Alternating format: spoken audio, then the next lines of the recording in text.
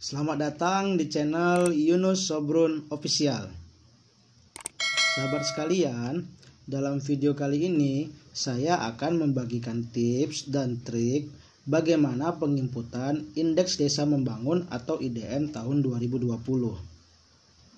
Nah, di video kali ini saya akan jelaskan mulai dari awal sampai dengan akhir bagaimana cara penginputannya. Sebagai informasi, sebelum saya membuat video ini, saya telah simulasikan di beberapa desa ataupun saya telah memasukkan beberapa desa ke dalam aplikasi ini. Nah, jadi dijamin setelah selesai menonton video ini, kalian akan bisa dan paham bagaimana cara penginputannya. Pertama-tama, saya jelaskan dulu apa saja fitur-fitur terbaru dari aplikasi Indeks Desa Membangun tahun 2020 ini. Nah, yang terbaru di sini yaitu adalah unduh kuesioner. Jadi, kita untuk mengisi kuesionernya dengan mengunduh dari menu ini. Jadi tidak perlu menunggu kuesioner kosong yang dibagikan dari pendamping desa ataupun tenaga ahli. Nah, di sini juga ada menu unggah kuesioner. Jadi kita bisa menginput datanya tidak secara manual ataupun kita unggah saja file yang sudah berisi jawaban dari kuesioner tersebut.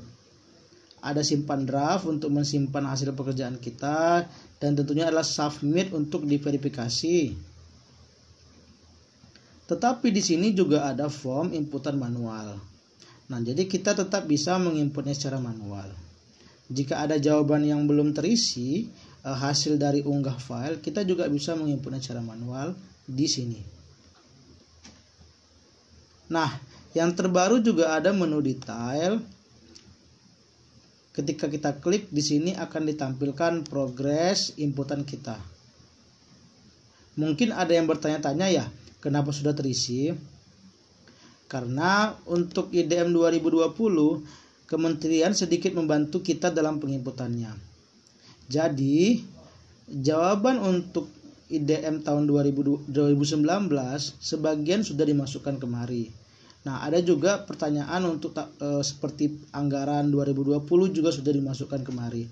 Jadi kita tinggal mengeditnya atau mengupdate-nya saja.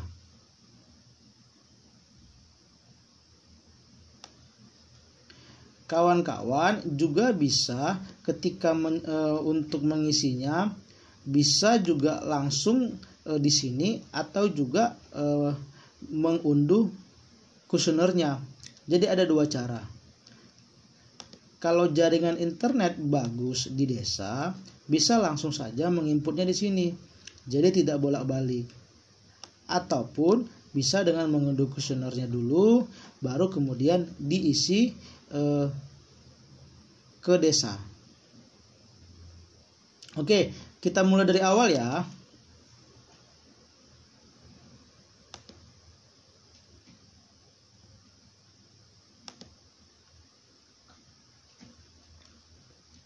Pertama-tama, sahabat sekalian harus masuk ke akun desa masing-masing.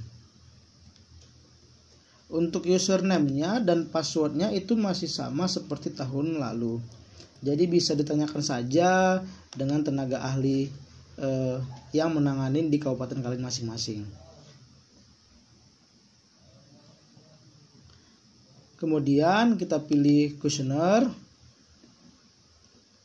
Lalu kita unduh kuesionernya.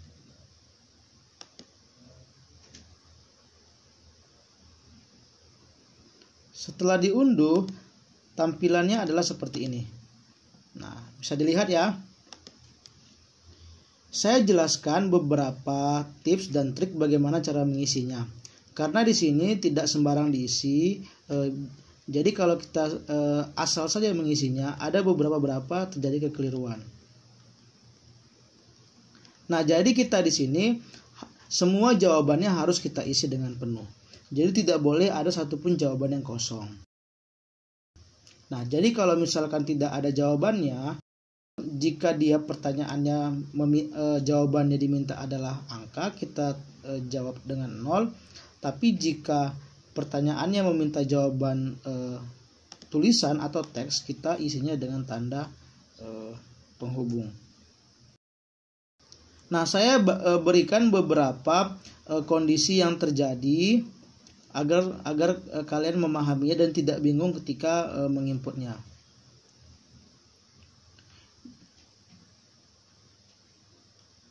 Misalnya di sini pertanyaan di dimensi sosial mengenai kesehatan. Nah, pertama adalah ditanyakan sarana kesehatan terdekat. Apa sarananya? Kita isi sesuai dengan pilihan yang ada di sini ya. Nah, kemudian kita berikan jarak sesuai dengan di sini satuannya apa. Kalau ditanyakan meter, meter. Kalau kilometer, kita buat kilometer. Baru waktu tempuhnya. Nah, yang menjadi bingung adalah ketika kita misalnya mengisi seperti ini.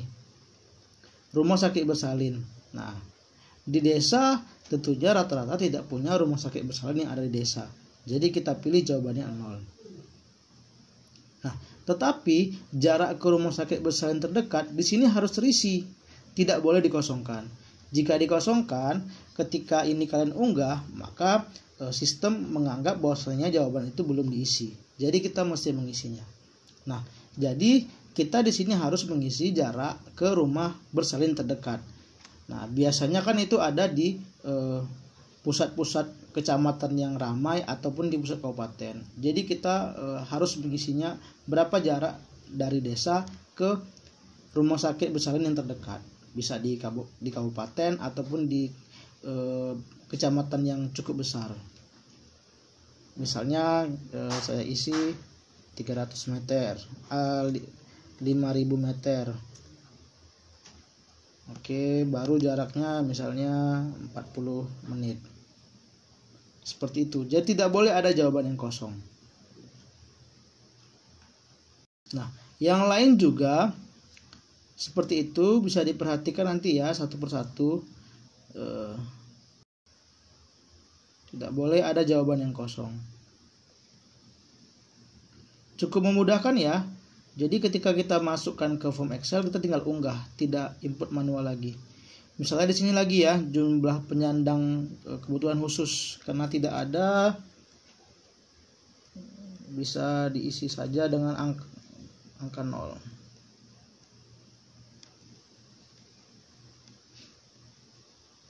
Ini hanya contoh saja ya, nanti ketika pengisian harus diisi semua. Nah, termasuk di sini ya. Misalnya di sini kan ditanya itu apakah terdapat taman kanak-kanak di desa. 0 tidak ada, 1 ada. Kebetulan di sini tidak ada, kita tulis 0. Nah, tapi kita juga harus mengisi berapa jarak taman kanak-kanak atau TK terdekat. Berapa jaraknya? Nah, pastinya biasanya ada ya di kabupaten atau di kecamatan ataupun di kecamatan yang cukup besar itu pasti ada TK. Jadi kita taksir saja, kita hitung jaraknya dari desa ke lokasi TK terdekat. Termasuk misalnya juga RA ataupun Bustanul Anfal. Misalnya itu ya desanya di kabupatennya mayoritas penduduknya non muslim ya. RA itu kan punyanya biasanya itu punyanya muslim ya. Ya harus punyanya muslim. Nah, ya tulis saja kalau misalnya ternyata RA tidak ada di kabupaten itu, mesti di kabupaten sebelah, tulis saja jaraknya berapa dalam hitungan meter ya, dalam satuan meter. Tidak boleh ada jawaban yang kosong. Termasuk di sini misalnya di modal sosial,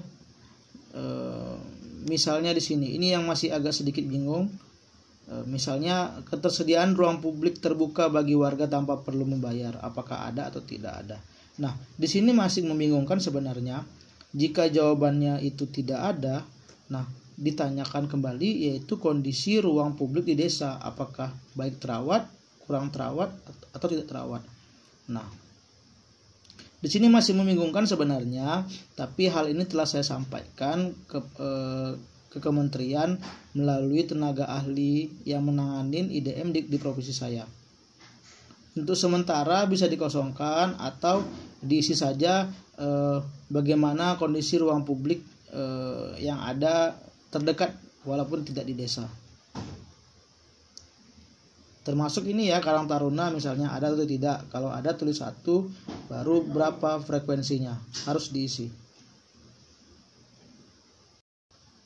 Nah, di sini juga ya, ini contoh yang lain, misalnya di sini tentang konflik. Ada nggak jumlah kejadian konflik lainnya selain yang disebutkan di A sampai dengan H? Jika tidak ada, maka tulis 0 dan lainnya sebutkan konflik lainnya yang tidak boleh kosong. Kita tulis tanda penghubung. Saya contohkan beberapa saja ya, yang ini akan sedikit membingungkan, ataupun beberapa permasalahan yang mungkin terjadi. Nah, ini sama seperti ini ya. Apakah ini 0 dan di sini diisi garis penghubung. Tidak boleh kosong. Nah, yang menjadi catatan penting juga yaitu di dimensi ekonomi. Misalnya di sini pertanyaannya adalah apakah terdapat produk unggulan desa? Jika jawabannya ada 1, baru tentunya kita isi apa produk unggulannya. Bisa dilihat di pilihannya, apa unggulan pertama dan apa unggulan kedua. Tapi jika di sini jawabannya tidak ada, 0, maka kita tetap harus mengisi produk unggulan pertama dan produk unggulan kedua. Nah, jadi ini juga sudah saya sampaikan. Sementara menurut saya diisi dulu saja. Di sini jawabannya adalah hasil tani ataupun produk yang hasil tani atau produk yang ada di desa, mana yang paling banyak pertama dan mana paling banyak kedua. Walaupun produk itu belum menjadi produk unggulan.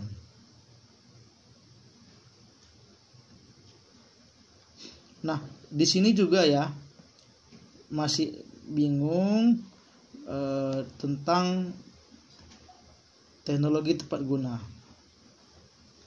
Di sini tidak boleh kosong, sahabat sekalian. Jadi untuk sementara diisi saja itu yang paling memungkinkan yang ada di desa. Oke. Silakan isi sampai selesai, sampai semua terisi. Tapi jika masih ada yang belum terisi, tidak usah khawatir, bisa kita save saja baru kita masuk ke aplikasi. Nanti di sana juga saya berikan tipsnya bagaimana agar mengetahui jawaban mana yang mungkin belum terisi ataupun terlewatkan. Oke? Kita simpan, tutup saja. Baru kita buka kembali aplikasinya, lalu kita unggah kuesioner. Oke, dilihat prosesnya sedang dimulai. Oke, untuk melihat hasil inputannya, tekan simpan draft. Nah, di sini akan terlihat prosesnya.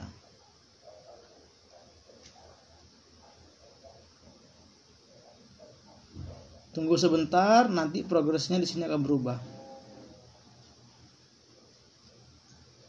Oke ya, dia berubah walaupun tidak terlalu banyak. Di sini lihat progresnya bagaimana, cek di sini. Nah, ini saya contohkan yang sudah jadi ya.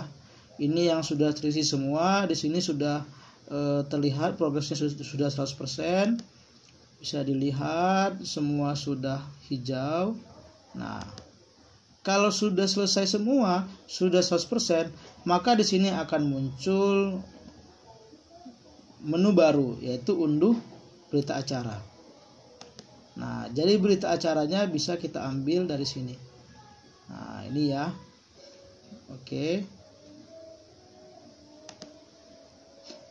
Coba kita download ya.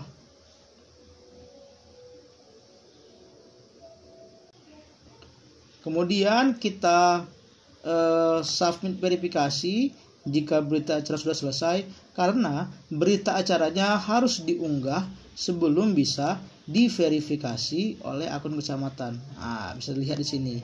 Oke, harus diunggah terlebih dahulu. Baru nanti tekan centang ketika sudah diunggah.